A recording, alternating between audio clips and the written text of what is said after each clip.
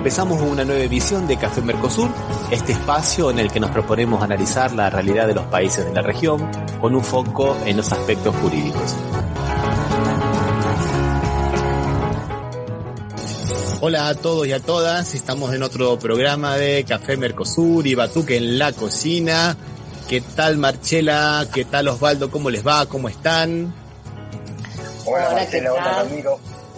Vamos rápidamente a nuestro invitado, ¿no? Vamos a hablar con Marcelo Cabeza, psicólogo, director de la revista Transformar Argentina, acerca de los 10 años del Papa Francisco. ¿Qué tal, Marcelo? ¿Cómo te va?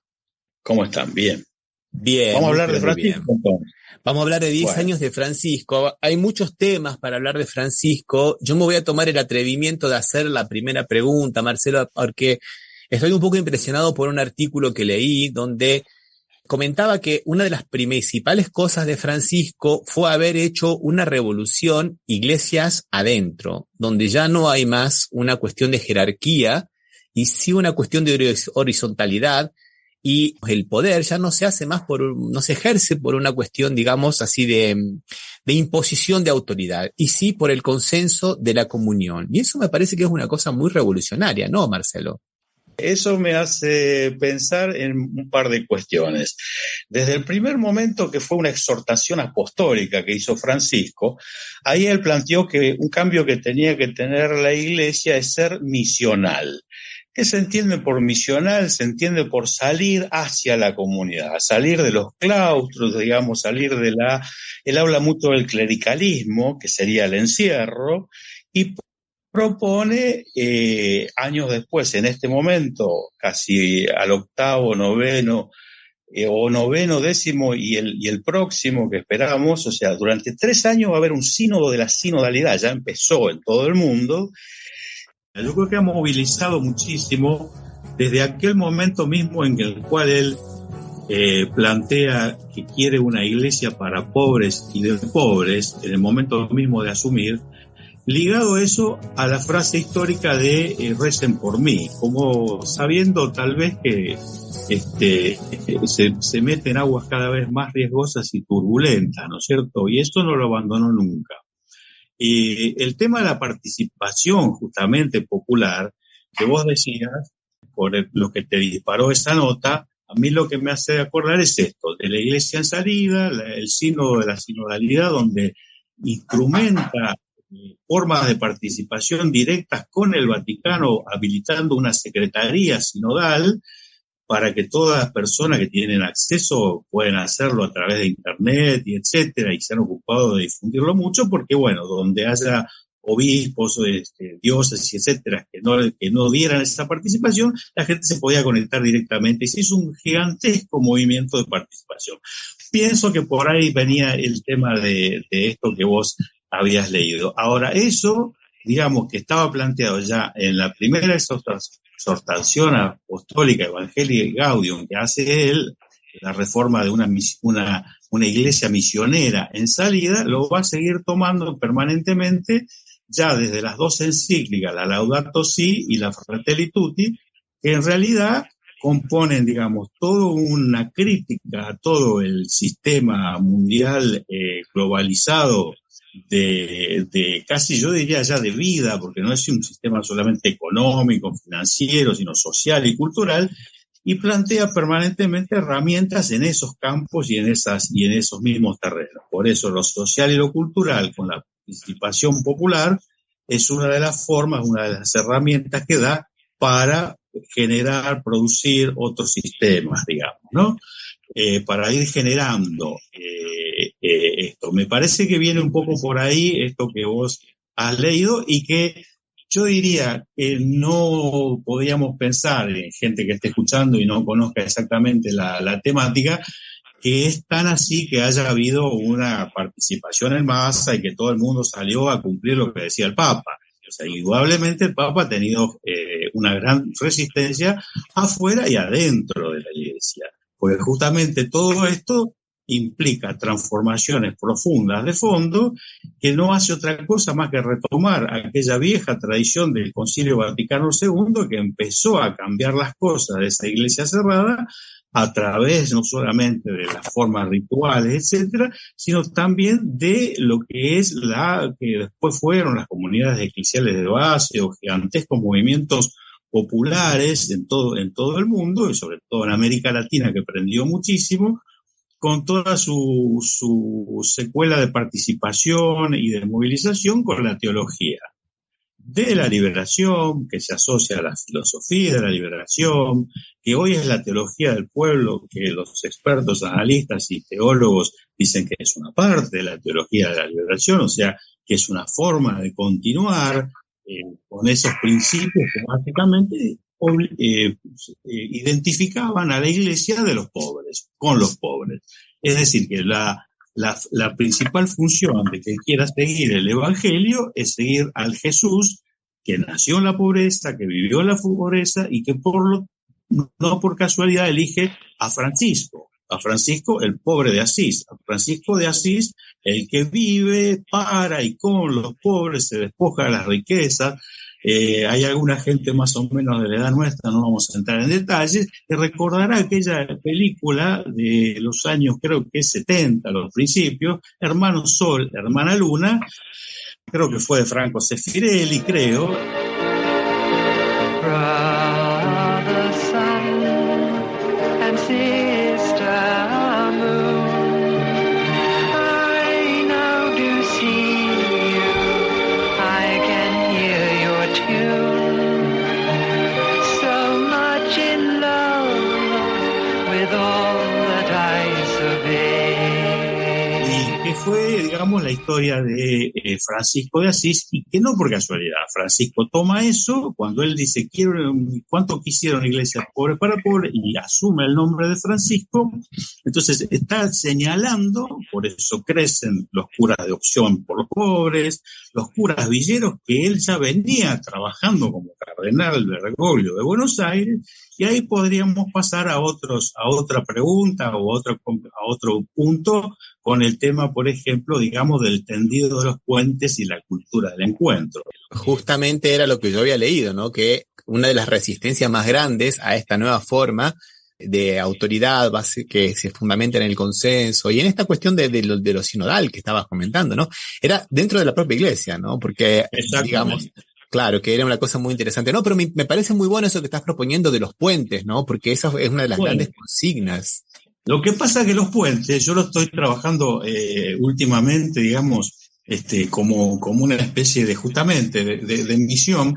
Por supuesto que yo, además del ejercicio de la psicología, primero me inicié en la política, otra vez en conversaciones que manteníamos, más o menos veníamos de los sectores que habían iniciado sus militancias con el revisionismo histórico, con las líneas nacionales, con la izquierda nacional, con todo eso que implicaba los grandes movimientos de los 60 y de los 70 de una avanzada popular en el mundo, donde digamos que se veía que había un poder internacional, imperial, que retrocedía, etc. Es una gran avanzada, ¿no es cierto?, de los pueblos. Entonces, esta cuestión de la participación tiene ahora con Francisco, digamos, evidentemente está en un nivel, digamos, de enfoque, y sobre todo desde Roma empieza a mirar con la misma mirada latinoamericana. Esto es lo que se señala generalmente, que él lleva el enfoque latinoamericano a Roma y lo expande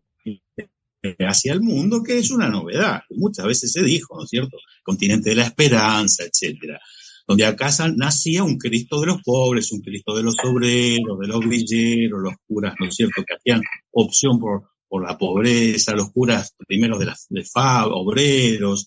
Todo ese movimiento es una orientación que, en línea de que ya es avanzada, digamos, tomó para otros caminos, vino la multipolaridad, etcétera, han cambiado el escenario mundial.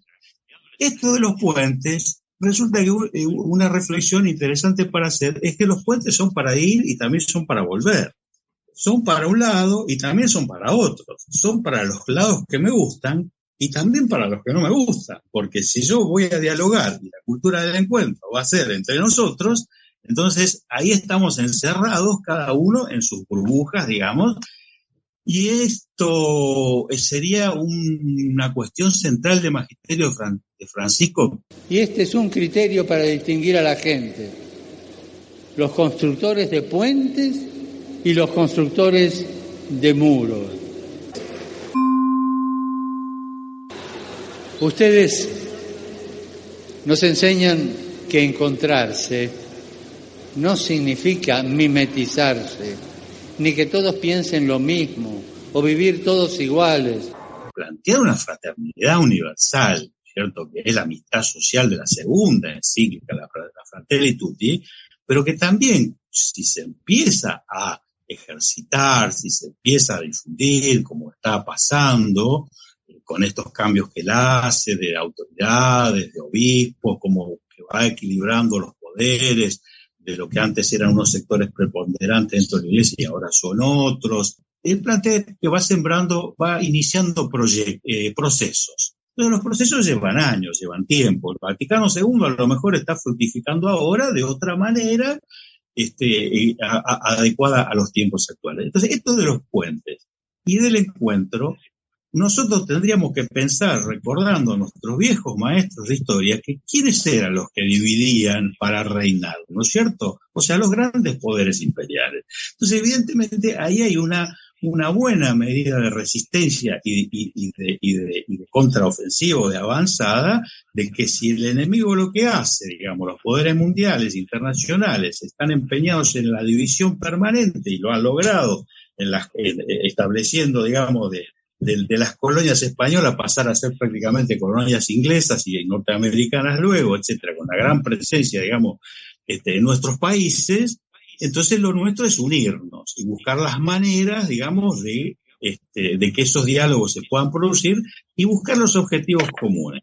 Lo que pasa es que Francisco tiene un pensamiento filosófico, teológico, americano, latinoamericano, donde grandes maestros, como hablábamos de Alberto Mertol Ferré, Juan Carlos Escanone, todo lo que es la teología del pueblo, que es lo que siguen ahora Francisco y sus curas villeros, y lo que practicó en las villas de Buenos Aires, en pleno auge del liberalismo.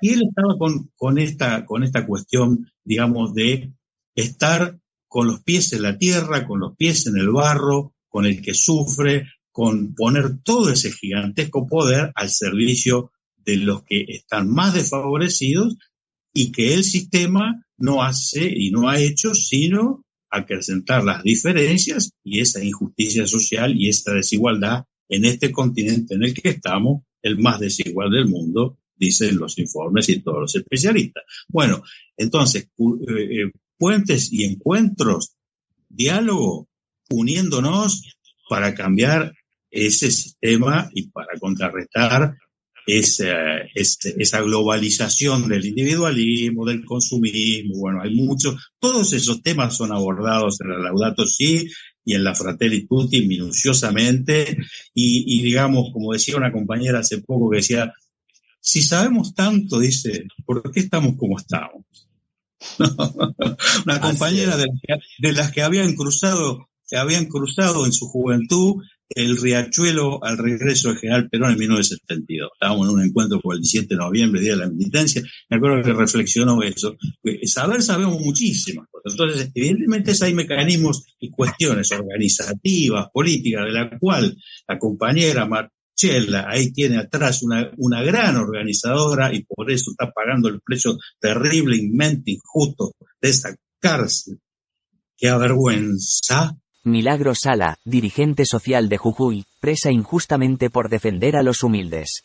Una gran organizadora, por eso los 30.000 desaparecidos y etcétera. Es decir, y el combate permanente contra el sindicalismo, más allá de los dirigentes que te gustan y los que sean buenos y los que sean malos, las organizaciones de movimientos sociales, de movimientos obreros, es la única forma, digamos, de enfrentar a un imperio, a un capitalismo globalizado súper organizado. con sus grandes universidades, sus grandes medios de comunicación. Bueno, todo eso es lo que está fomentando y que acá bien me parece que hacemos en poner como relevante de este magisterio, porque eso es lo que sí, ya te digo, no masivamente, con una enorme resistencia, pero por abajo está creciendo muchísimo y está abriendo, y de hecho ha traído mucha gente que muchos dicen que fueron a buscar al Papa al fin del mundo, como dijo él cuando asumió, ¿no es cierto? Porque había que renovar, había que cambiar y había que buscar mucha gente que se había ido, de la iglesia cerrada, conservadora, que avaló las dictaduras, sobre todo en Argentina, etcétera, etcétera, etcétera. Marcelo, bueno, tenemos aquí participación en la gente en los chats, ¿no, Marcela? Sí. A ver qué dicen. Una pregunta muy interesante de Aurora Lastra. ¿Los cambios que se hicieron, por ejemplo, con el Opus Dei, se cumplen? Yo diría que en la Argentina está pasando, porque esto aparece permanentemente en informaciones, etcétera, aparecen en denuncias, incluso aparecen en otras provincias, aparecen causas penales que se hacen de diferentes cuestiones al interior de este sector, digamos, que fue tan poderoso, yo diría que con los movimientos que va haciendo el Papa, y sobre todo por una cuestión que la podemos hacer también parangonar y hacer en paralelo, supongo que también de los movimientos en Europa, pero sobre todo en los movimientos nacional popular argentino, que todo depende de esa famosa relación de fuerza y cuánto hagamos nosotros frente al otro. Entonces yo creo que lo que habilita es justamente que si vos tenés un papa que te está diciendo y los está corriendo y les está quitando poder a esos sectores conservadores, y por otro lado ya venía de su tiempo de cardenal Bergoglio trabajando con los curas villeros, y que después asume el nombre de Francisco y habilita toda esta teología del pueblo, continuidad de la liberación, bueno, entonces yo creo que sí, que eso se cumple, y sobre todo en la medida en que avancen los otros sectores, los sectores nacionales, populares, más de la iglesia de los pobres, los que asuman más el discurso y el mensaje y la teología de Francisco, digamos, ¿no? Acá Cristian Sales desde Brasil nos coloca algunas cosas interesantes, Marcelo. Dice, por ejemplo, en 2021 el tema propuesto fue fraternidad y diálogo, compromiso por el amor, que condenó la violencia contra las mujeres, contra los negros, contra los pueblos indígenas y las personas LGTB. Bueno, me parece muy interesante. Tengo para decir, afortunadamente. Nosotros estamos en contacto acá en este pequeño movimiento subterráneo y antisistema, del cual puedo decir formo parte con parroquias, con movimientos juveniles y etcétera. Estamos en contacto con una monja española, que es de las mujeres yo digo las chicas del Papa. El Papa ha puesto mujeres, una de ellas argentina que no voy a dejar de nombrarla y de decir algo sobre ella, una gran teóloga, mujeres en su cercanía, a cargo de funciones importantes, normalmente junto a un hombre, porque esto venía de, no sé, 2000 años de ejercicio masculino, entonces a veces tiene que compartir con un hombre, pero ya puso, entonces María Luisa Berzosa, que la pueden buscar en España, Berzosa, B larga Z y S, Berzosa, es una monja, una chica del Papa de casi 80 años, que está en Roma, en el Vaticano, que tiene justamente la función esa de secretaria del sínodo, ¿no? Y que ella está en contacto y en impulso de dos temas muy interesantes. Una, el movimiento de sacerdotes casados. Muy importante, que yo no sabía, porque un amigo hace poco, cosa que no se dice mucho en voz alta, qué sé yo, dice, un ex cura, qué sé yo, y me dice, sacerdote casado. Yo, ¿por qué sacerdote casado? ¿Cómo es eso? Porque el sacerdocio es un sacramento, algo por el estilo, que una vez que se instala es de por vida. Eso queda. Y si yo me casé, no me dejan dar misa, que yo, bueno, no pertenezco ya oficialmente. Soy un muy buen teólogo, y profesor de filosofía y etcétera, un gran pensador de por acá cerca de Rosario. Y una vez nos ponemos en contacto con la monja y dice, pues los pongo en contacto, dice, con el movimiento de qué, el movimiento de sacerdotes casados, que es enorme, pero es enorme, bueno. Y después se ocupa de las LGBTQ y de todo lo que es la sexualidad al interior de la iglesia. Mirá qué tema. Y esa mujer, el Papa la tiene hablado. Entonces, la participación de la mujer, la condena a la violencia, la sexualidad, el hacerse cargo y dejar de ocultar, digamos, el tema de la pedofilia y todas esas cuestiones al interior que se mantenían absolutamente en secreto y que ha habido casos resonantes acá en estas provincias, por ejemplo, de obispos, de monseñores, de jefes de la iglesia, y en todo el mundo, ya sabemos, eso es una noticia muy, muy conocida y todo. El tema son las acciones, llevar adelante las causas, no esconderlas, y sobre todo esto, digamos, es decir, que cuando plantea el ejercicio de los derechos en las encíclicas, que permanentemente se hace referencia a las minorías y a las étnicas también, ¿no es cierto?, los pueblos originarios, cuando viene a América Latina y se reúne con los movimientos sociales, cuando los reciben en el Vaticano los movimientos sociales, incluso en el movimiento, en la reunión de Asís, de la economía de Francisco, que fueron 3.000 jóvenes de todo el mundo, de acá a Rosario fueron 5, y conozco a 2, era una cosa tan bullanguera y tan terrible, no solo porque eran jóvenes, sino porque la mitad eran africanos, el brasilero, y todos llevaban sus instrumentos y hacían música. Es decir, el tema de la recepción de las minorías, la defensa de sus derechos, lo que fue el tema de los inmigrantes del mayor cementerio marítimo del mundo, el mar Mediterráneo, ¿no es cierto? Esa cosa de decirle a los sistemas, muchachos, esto es la expoliación, la extracción de los recursos, no solamente la inversión que nunca hicieron de la famosa inversión extranjera directa en el África, en Asia, qué sé yo, sino que fueron a robar, a extraer, a piratear, como se sigue haciendo hasta el día de hoy, y bueno, y ahora hagan cargo de las consecuencias. Hay millones de personas que no tienen que comer. Cuando hablas del cementerio marítimo, te estás refiriendo a Lampedusa, ¿no? Que fue, si no me equivoco, el primer viaje que hizo el Papa, ¿no? Y todas cosas, el primer viaje a Lampedusa, el segundo a los presos, el lavado de pies a los presos, es decir, es digamos, el sufriente, que es el mensaje cristiano, digamos, que es el mensaje de Jesús, sin entrar en una cuestión religiosa, digamos, estricta, pero si vamos a los hechos de lo que son los evangelios, ¿qué puedes interpretar? Que es la iglesia para los ricos, que es para hacer negocio, es que para los empresarios, aumente sus ganancias y concentre su riqueza. No, indudablemente no, es Belén.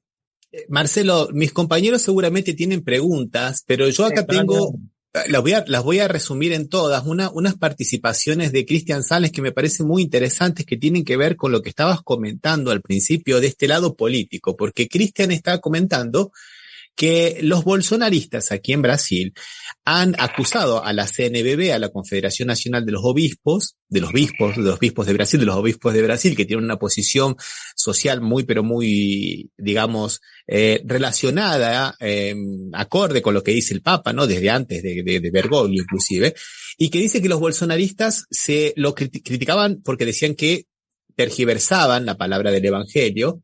Y, por ejemplo, él dice que en el 2022 Bergoglio habría dicho: Dios Todopoderoso bendiga abundantemente a los que comparten el pan con los hambrientos, que no había hecho ninguna referencia a Brasil, pero, sin embargo, los brasileros tomaron el mensaje del Papa de una forma diferente, los brasileros bolsonaristas, ¿no? Lo cual desató una ira por solo sacar un tema sensible para los seguidores de Bolsonaro. O sea que también hay una cuestión y yo también lo relaciono con, de alguna manera, la resistencia de la iglesia norteamericana, que también estaba muy derechizada, que inclusive hasta quisieron hacerle un impeachment al Papa, ¿no? Sí, vos te referías a la iglesia católica, además de todas las iglesias no católicas protestantes, digamos, claro, que son las que fueron bajando del norte y que fueron colonizando toda América Latina, y que en Bolsonaro y en la Argentina pusieron presidentes. Porque hay testimonios, por ejemplo, hay videos de YouTube en el Luna Park, en el Estadio Mayor, ¿no es cierto?, de la ciudad de Buenos Aires, ¿no es cierto?, cubierto, donde yo lo he visto y no podía creer, digamos, obispos protestantes que decían que habían hablado con Jesús, pastores, que habían hablado con Jesús y que Dios les había dicho que a estos hombres, es a los que había que votar en las próximas elecciones.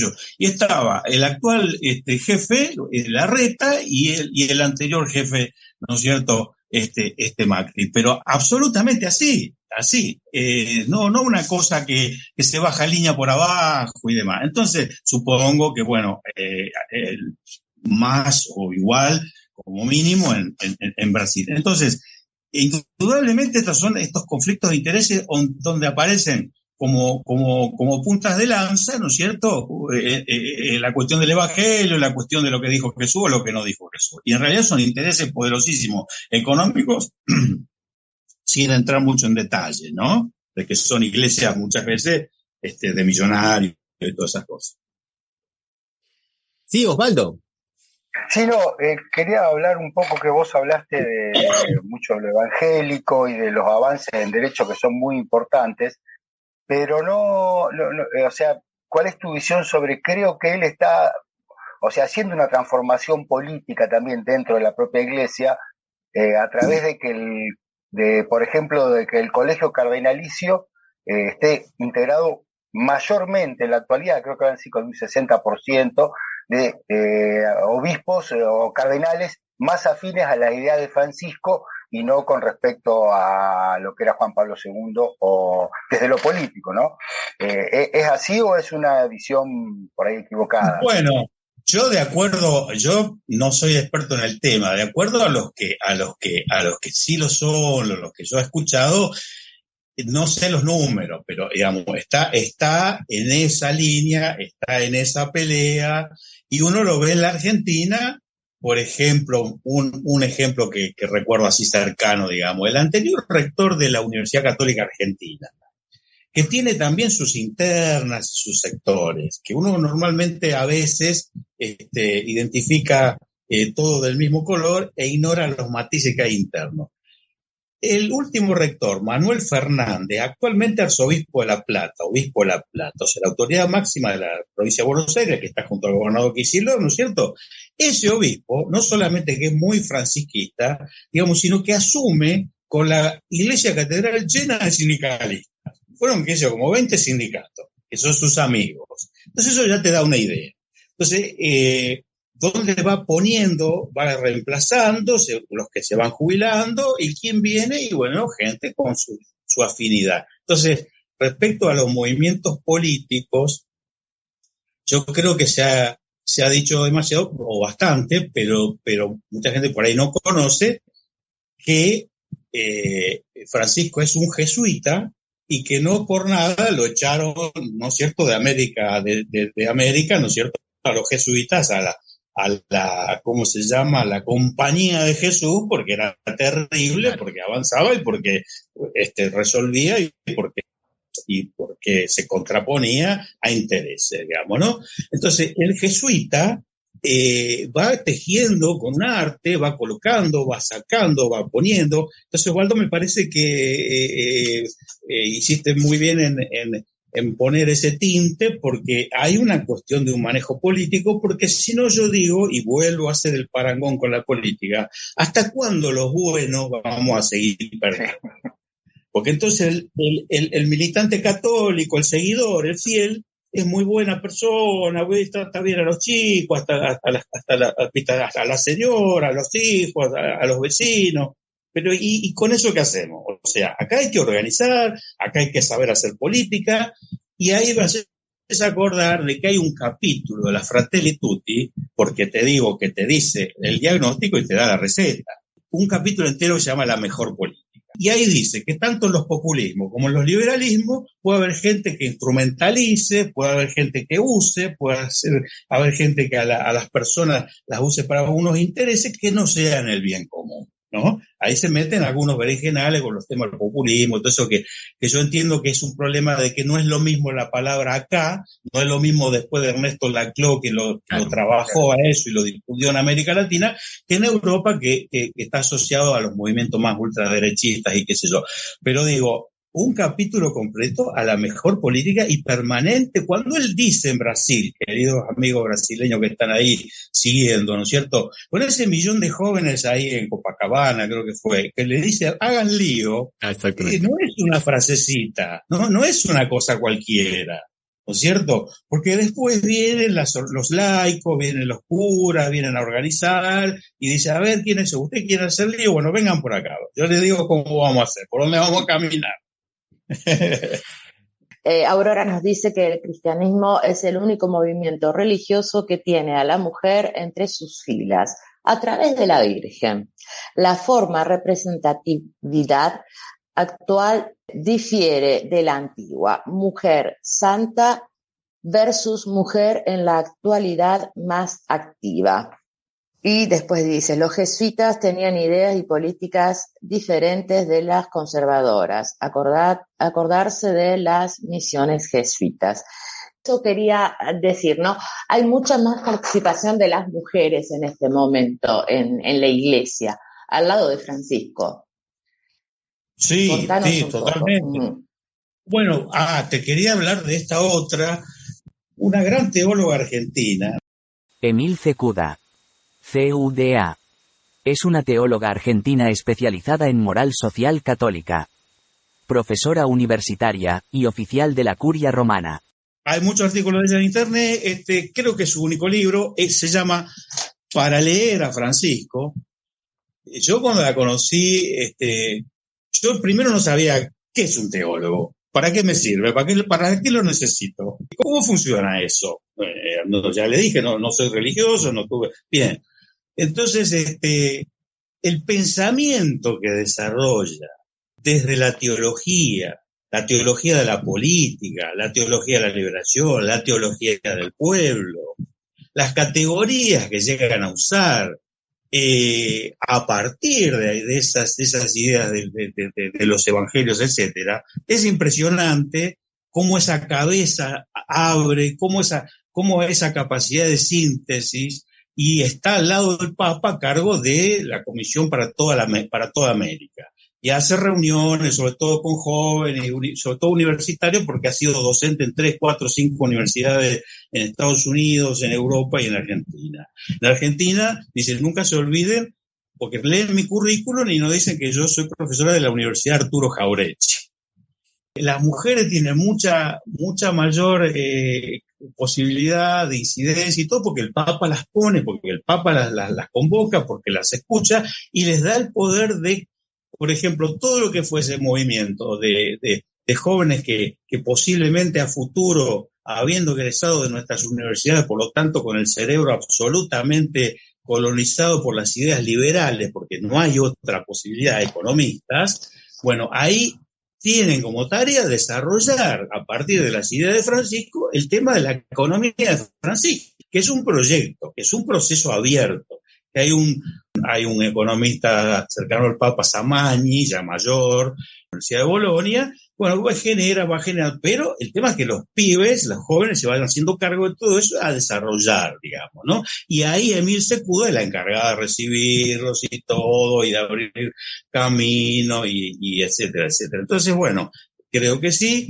Y el tema de la Virgen que toca esta amiga, es muy importante, porque este sacerdote casado me decía, Marcelo, fíjate bien que la Virgen es la popular, es más popular que Jesús, me dice. Y si vos te fijas, está Nuestra Señora de Aparecida, está la Virgen de la Patrona de Argentina de Luján, pero después en las provincias, en Catamarca, el otro día me contaban del alcalde, no sé cómo el niño alcalde de Catamarca, de La Rioja, las procesiones, eso es lo popular. Acá en San Nicolás, cerca de, bueno, ya es provincia de Buenos Aires, se construye una de las más grandes basílicas, iglesias de los últimos 30 años, una cosa así, a partir de lo que se supone, y muchos confirman y afirman que le hicieron 30.000 estudios, imagínate cómo es la iglesia en esos temas, que no quiere competencia de que venga una señora del pueblo a decir que habló con la Virgen. Y habló una vez, y la otra vez vino y dijo, y entonces ya anotaba en un cuadernito, porque escribir sabía. Todo eso no está publicado, todo eso no se sabe de dónde vive ella, pero se hizo todo porque el cura y el obispo decían, esta mujer me está hablando, me está describiendo la imagen que tenemos tirada allá, que vino, la primera que vino, que se rompió, y entonces la tenemos tirada allá. Entonces, bueno, una cosa increíble, digamos, para un no creyente, vaya y vea y escuche y lean, porque está todo también en internet, como todo. Entonces ahí se hacen unas movilizaciones populares que vienen de Paraguay, de Uruguay, y la gente pasa los días y pasa las noches, los 25 de septiembre, que es el día que supone que la primera vez que apareció, y que él empezó a hablar de un agua que salía, que ahí, y que ahí quería que hiciera, porque iba a venir mucha gente, que hagan algo. Pues toda una cosa, y eso es la Virgen.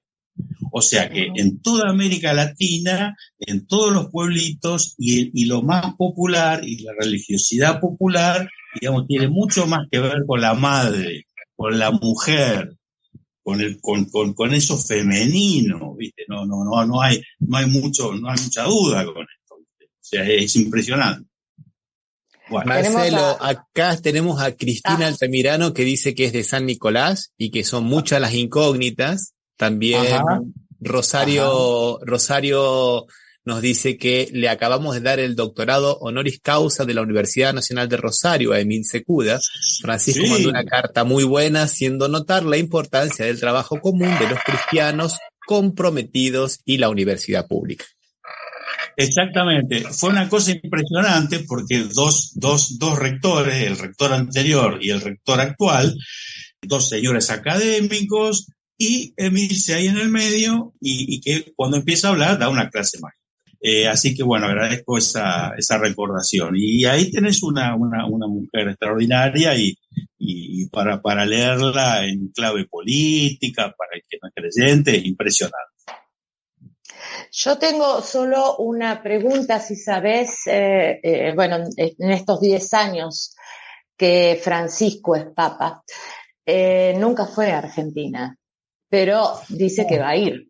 ¿Este año va a ir? Bueno, yo te digo que voy a participar este 11 de marzo, que es el sábado previo a los 10 años, que fue el 13 de marzo, que se hace una gran movilización en Luján, que vendría a ser lo que en el kirchnerismo llamamos el operativo Clamor. Ahí se esperan cientos de miles o millones de personas, ¿no es cierto?, que le van a decir a Francisco, queremos que vengas, ¿viste? O sea, van a festejar, ahora describo bien, van a festejar los 10 años del Papa y los 15 años de uno de los primeros curas villeros que anduvo con Francisco en las villas, casi a los tiros con los narcos, al punto tal que en un momento le dijo, mira, yo creo que las amenazas acá vienen muy, muy serias, andate un tiempo, y lo mandó a Santiago del Estero, qué sé yo, y al tiempo volvió, ¿no? Que se llama Pepe Di Paola, el padre Pepe.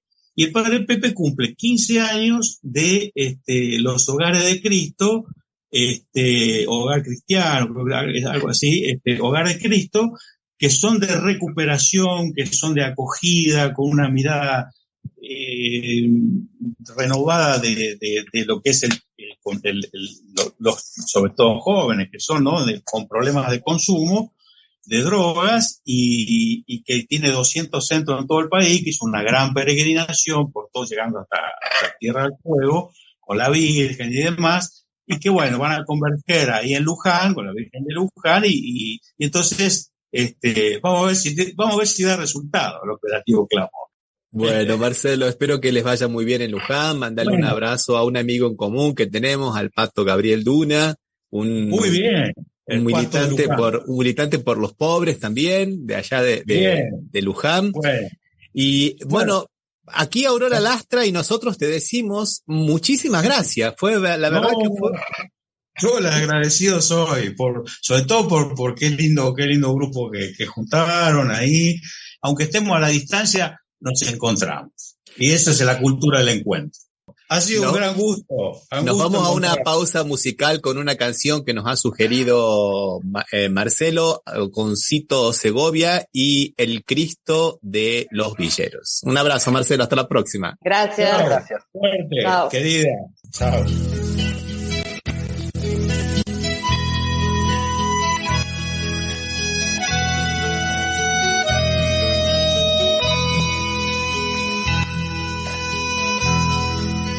Amigos, voy descubriendo a un Cristo de cuerpo entero, un Cristo tan compañero que anda llevando en la villa la misma vida sencilla del Cristo de los villeros. Nació a orillas de un poblado, vivió en país extranjero, fue un pobre tan verdadero que del cielo donde vino solo se trajo el camino, lo mismo que los villeros. En ese Cristo yo creo, el mismo Cristo que espero, es un Cristo sin dinero que trabaja con sus manos, el Cristo de mis hermanos que vuelve entre los villeros. Este es el Cristo que vive cuando a mi hermano lo quiero, Cristo de rancho y madero, Cristo de amor y sin techo, Cristo fraterno y derecho, con el alma del villero.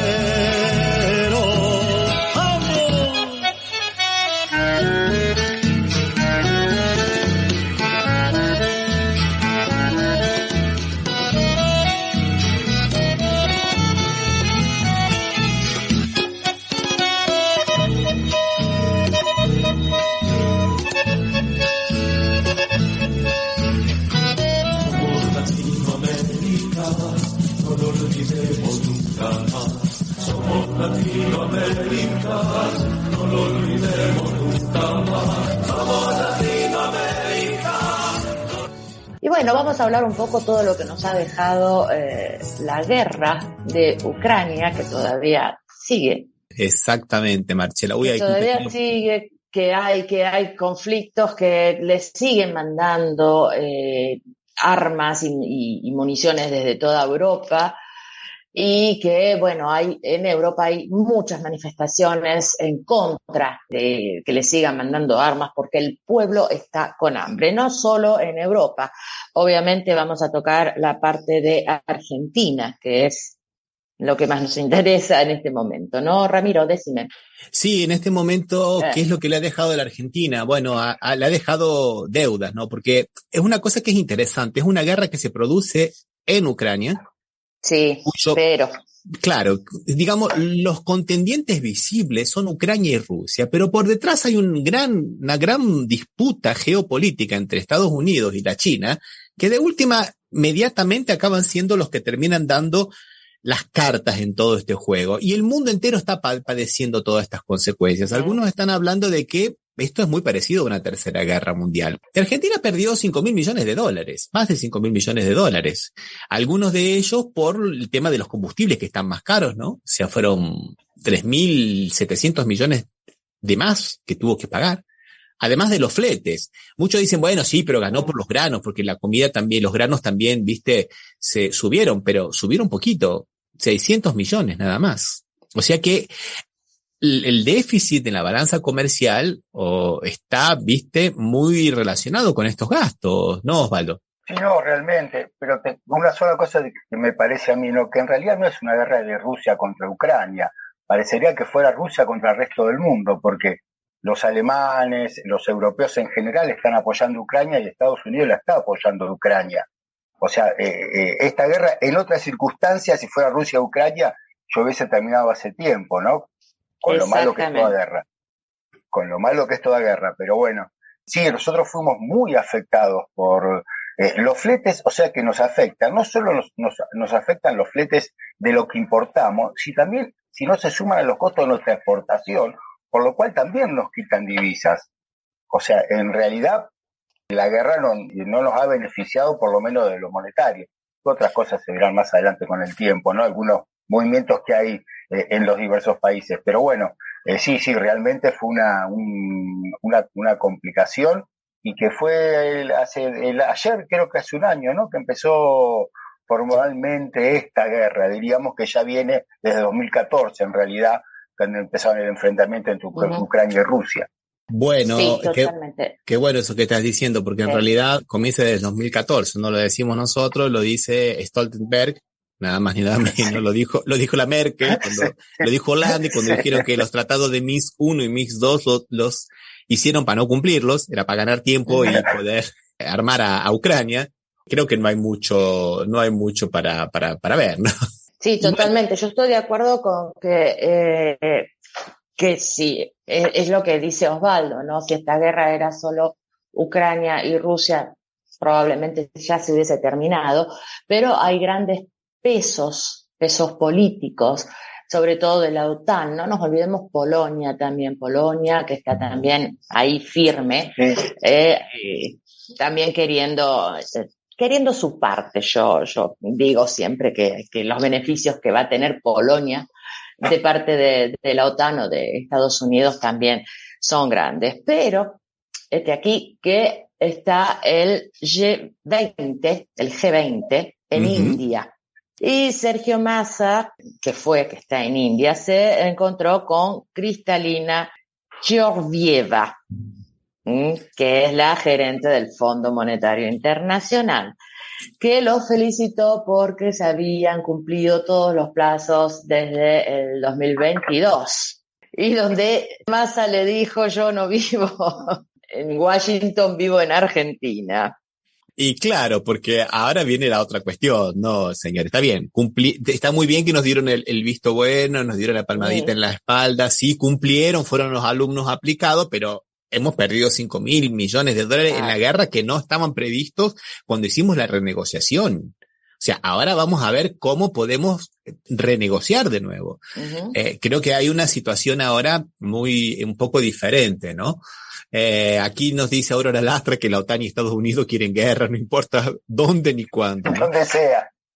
Y es verdad, estamos preparando un programa con Anaí de Café Mundo, va a ser un programa cortito, justamente donde vamos a mostrar una cosa muy interesante que está relacionado con lo que dice Aurora, que es cuánto han ganado las empresas que fabrican armas, principalmente en los Estados Unidos.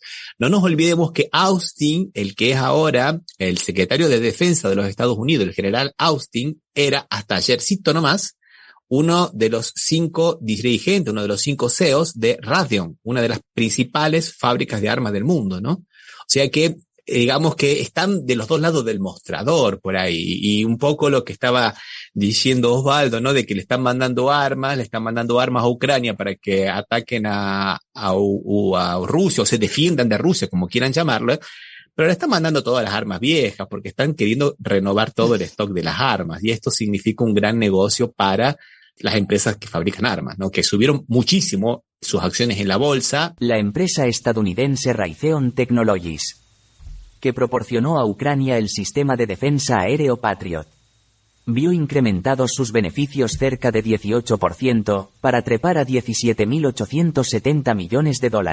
Y los lucros son exorbitantes, ¿no? Cosa que va a terminar pagando el pueblo ucraniano, aparte, claro, ¿no? O sea, exactamente. Que no le va a salir gratis a Ucrania esto. Y Europa, de alguna manera, que no sabemos para dónde va, ¿no? Muy bien lo que nos dice aquí Cristina Altamirano. Dice que cansada de ver la cara de Zelensky todos los días, y España apoyando con la visita de Sánchez a Kiev. Bueno, España, Italia ahora con la Meloni, que supuestamente estaba con los trabajadores y todo lo demás, cantando loas a Zelensky, diciendo en Kiev que, bueno, que la paz no es cualquier paz. La paz tiene que ser la paz con Zelensky ganador, ¿viste? Más o menos eso, ¿no? En términos más o menos groseros, ¿no? Pero bueno.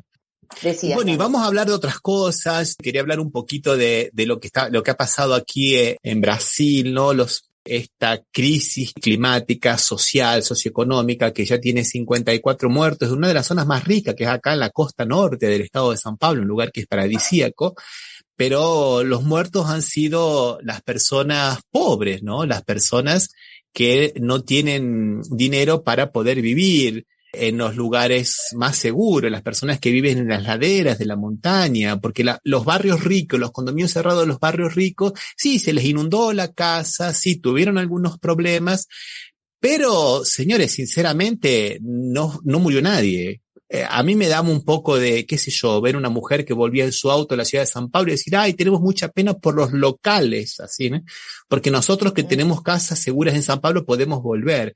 Entonces, nuevamente, esa división social tan grande que existe en Brasil, acá se ve así, digamos, de una forma descarnada, porque tenemos a la naturaleza que ataca a todos por igual, pero no son todos por igual. Las personas que son la mano de obra de esos condominios cerrados, de esos barrios cerrados ricos, que están en las partes más seguras, son las que pusieron la vida, ¿no? Y es muy triste. ¿En San Pablo fue esto, Ramiro? En San Pablo sí, pero más en la costa norte de San Pablo, que es la parte más rica y la parte más linda, muy cerca de donde nosotros estuvimos, Marchela, a 60 kilómetros más abajo de Paraty. De Paraty, Sí. de acuerdo. Entonces son imágenes terribles, pero es todo un tema que hay que charlarlo porque es un tema que se ve en Latinoamérica en general, no solamente en esta región, sino se ve en todos los lugares. Eso quería más o menos ver un poquito, pero, por lo menos comentarlo. Sí. Es que siempre es lo mismo, ¿no? Con las inundaciones siempre pagan los más pobres, porque los ricos construyen ya a un nivel más alto y el pobre, bueno... Vamos a Perú. Vamos a Perú, vamos a escuchar la segunda vuelta, el segundo turno, digamos, el segundo tiempo de las manifestaciones en contra de la presidenta Dina Boluarte y en contra del Congreso, y vamos a escuchar lo que dice la gente de Puno. Cusco, con un masivo desfile frente a la bandera negra y blanca izada a media asta en la Plaza de Armas de la ciudad de Sicuani, provincia de Canchis, organizaciones sociales y comunidades organizadas dieron inicio a la segunda etapa de su jornada de protestas contra el gobierno. Dicen que no renunciaremos, eso ya lo veremos. Todos los países estamos en la lucha hasta que será este Congreso. Este Congreso no nos representa a nosotros, más que ellos de la comida están pidiendo. Yo almuerzo de 5 soles, 4 soles, pero ellos quieren de 80 soles. En la ciudad de Cusco, otro grupo de manifestantes salieron a marchar declarándose en insurgencia contra el gobierno al que califican de ilegítimo y usurpador. Hoy día se está dándose reinicio a la movilización nacional, segunda fase de la lucha a nivel nacional. No tenemos por qué tener miedo. Todos estamos ahora en insurgencia. Si caemos en las balas, caramba, caeremos. No hay por qué tener miedo. Saquen mi cara por todo lado. No tengo miedo. Bueno, y ahí escuchábamos a la gente que marcha y la presidenta Dina Boluarte dice que no va a renunciar, que no está en sus planes renunciar. Y hay todo un operativo, digamos, de distracción, así como veíamos los operativos de los globos y de los extraterrestres en el programa anterior. Ahora vemos que lo resucitan al amigo Alejandro Toledo, que dice que ahora lo van a extraditar de los Estados Unidos para que lo juzguen en Perú. Y bueno, y el inefable Vargas Llosa apoyando a Dina Boluarte porque dice que hace las cosas como corresponde, ¿no? Recordemos que Vargas Llosa es medio como Mauricio Macri, ¿no? Donde él, al que le apoya le va mal, ¿viste? O sea, es medio yeta, ¿viste? Pero bueno. De la misma escuela de Bolsonaro, Ramiro, también. Bolsonaro, los que elige siempre son los que pierden, ¿eh? Sí, esta derecha suele tener por suerte, afortunadamente, ¿no? Afortunadamente tiene como poco tino. Sí, poco tino. Sí. Bueno, la presidenta ahora, para mí no la puedo llamar presidenta, Dilma Boluarte. Para mí no es presidenta, no representa. Pero bueno, dice que va a visitar a los damnificados que sufrieron por las muertes de sus familiares y que los van a recompensar. Pero yo diría que también habría que hacerle un juicio a esta mujer por eso, a esa gente que ha muerto, ¿no? Sí, creo que les van a recompensar con una suma alrededor de $13.000 para los que tuvieron heridos y $25.000 para los que tuvieron familiares fallecidos. De cualquier manera, creo que no hay dinero que compense la vida y bueno, es un poco lo que está diciendo Manuel López Obrador, ¿no? AMLO, que nuevamente ha tratado a este gobierno de Dina Boluarte de espurio. ¿Te acordás que comentabas vos en el programa anterior, Marcela, que no le quería entregar la presidencia de la Alianza del Pacífico porque era espurio? Y ahora ha pedido a la OEA que por favor tome cartas en el asunto. ¿Quiere que lo escuchemos? Dale. Desgraciadamente, la Organización de Estados Americanos, la OEA, y su organismo de derechos humanos están al servicio de los potentados. Es para que estuviese la OEA convocando a todos los Estados miembros para pedir que se libere al presidente que ilegalmente, injustamente está preso y que se le restituya en su cargo, porque fue electo democráticamente. En cambio, o se hacen de la vista gorda o le dan la razón al autoritarismo. Y ese era justamente Manuel López Obrador, que... Andrés Manuel López Obrador, exactamente, Andrés Manuel López Obrador. Acá nos dice Aurora Lastra, todos esos orcos quieren bajar a AMLO. Y es verdad que quieren bajar a AMLO por varios motivos. Uno de ellos es primeramente porque le ha dado asilo político a la familia de Castillo. De Castillo. Por eso que la presidenta de Perú ha decidido romper relaciones diplomáticas con México. Ya rompió relaciones diplomáticas la semana pasada con Colombia, ahora rompe con México, se aísla cada vez más, ¿no? ¿Por qué? Porque dice que hay injerencismo por parte de AMLO, ¿no? Lo que menos se hace normalmente en estas circunstancias es romper relaciones diplomáticas. Se discute, se charla y bueno. Y otra cosa interesante también que tiene que ver ahora por lo que lo van a perseguir a Andrés Manuel López Obrador, y vamos a escucharlo bastante, es por los siguientes, compañeros. ¿Qué les parece? Hay, desde luego, amparos. Ya saben ustedes cómo son los conservadores, que quisieran que México se convirtiera en una colonia de los extranjeros, que no fuese un país independiente, libre, soberano. Nada más que no van a poder con sus amparos ni sus controversias en el Poder Judicial. Ya se tomó la decisión, la ley está aprobada en el Poder Legislativo y el litio es de la nación. Aplausos para AMLO. Bueno. Aplausos. Deberíamos nosotros tomar ejemplo también de nacionalizar nuestras riquezas, obviamente. Me parece una cosa muy, pero muy interesante y bueno, es algo para destacar. Quiero solo hacer un comentario más que Aurora nos dice, acusan a Castillo de golpista. Sí, es verdad, lo acusan a él de golpista. El pueblo peruano que hoy está pidiendo que se vaya Dilma Boluarte, dice que también Pedro Castillo tiene que ser juzgado por lo que él hizo. Yo tengo muchos problemas con el pueblo peruano y voy a las manifestaciones, los sigo apoyando porque, bueno, obviamente es algo injusto lo que le está pasando. Pero, compañeros, hicieron un golpe de Estado a un presidente electo. Fue golpe. No podemos decir que no fue golpe. He ido a conversaciones de periodistas peruanos aquí en Ginebra y dicen que no fue golpe. Sinceramente no sé qué esperan para que sea un golpe.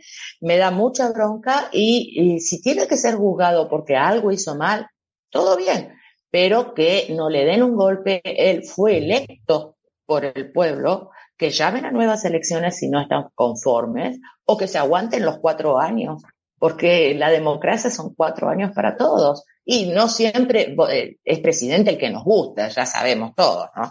No, excelente lo que estás diciendo, porque yo quería irme con la última noticia para que Osvaldo se quede contento, Osvaldo que le gusta hablar de los medios de comunicación y del doble rasero.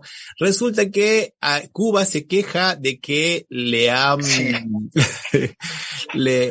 sacado algunas cuentas porque supuestamente, según esta empresa Meta, recordemos, una empresa Meta es una empresa privada, ex Facebook, que ahora junta estas tres, Facebook, WhatsApp e Instagram, en Meta. Todo en Meta.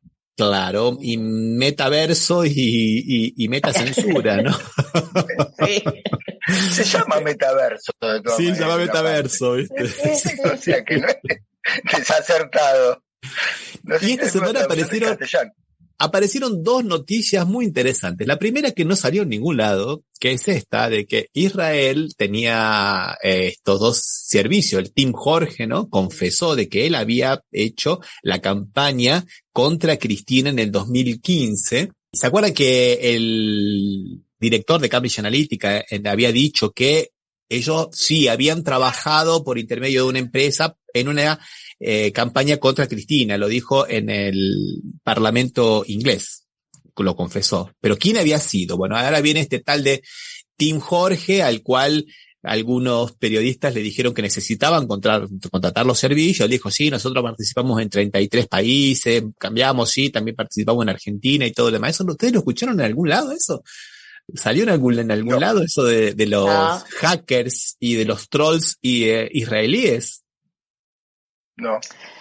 Pero Infobae dice que Facebook bloqueó cuentas falsas en Cuba y Bolivia que eran utilizadas para difundir propaganda oficialista. Ah, y ahora también en Siria, ¿eh? La última también, en Siria también, ¿no? O sea, se les nota mucho, me parece, ¿no?